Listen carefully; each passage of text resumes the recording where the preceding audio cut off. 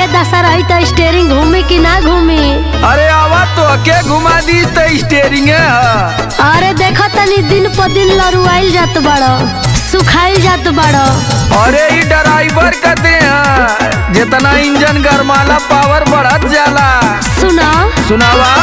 नया नया गावा नागे नया होठा लाली होठा चाटो चाटो चाटा चाटा। नया नया गावा नागे नया होठा लाली होठा चाटो चाटो तो दुबर रइल हो ड्राइवर गाड़ी हाँ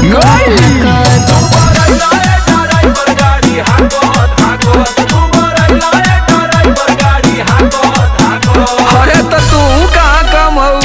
अंगन दलानी चाहे सुती खरी हनी रानी लपक लपक। अंगन दलानी चाहे सुती खरी हनी रानी लपक लपक। मजा ले लुए पतर कोकोरा चपक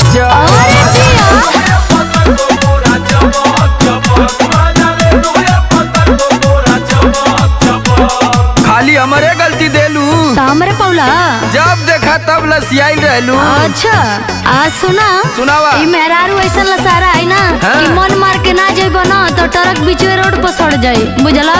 ए ड्राइवर बोला ड्राइवराइन जेतने रसइबो रसवा चुइए जा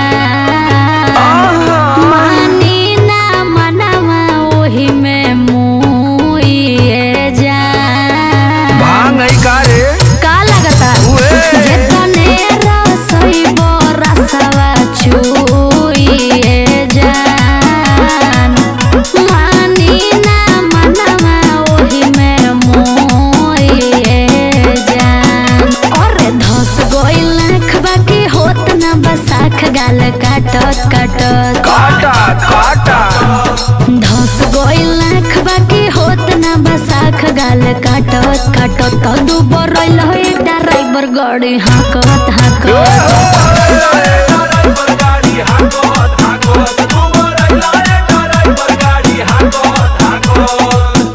का करी तू इतना सुघर लागेली न।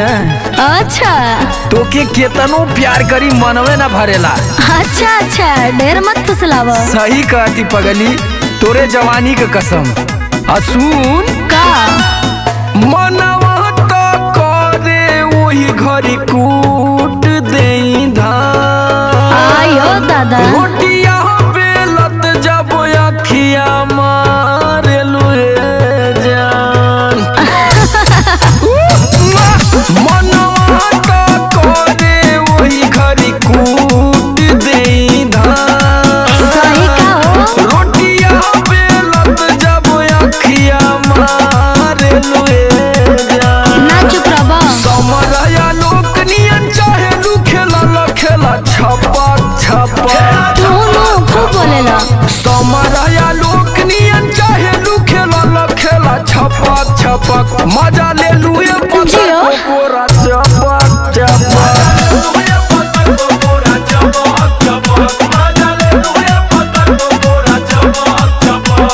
शादी कैले ही तो मजा ना ले। तब चल एक राउंड फायर हो जाए। अंगन दलानी चाहे सूती खरी हनी रानी लपक लपक। मजा ले लुए पतर कोकोरा चपक चपक। अरे जिया।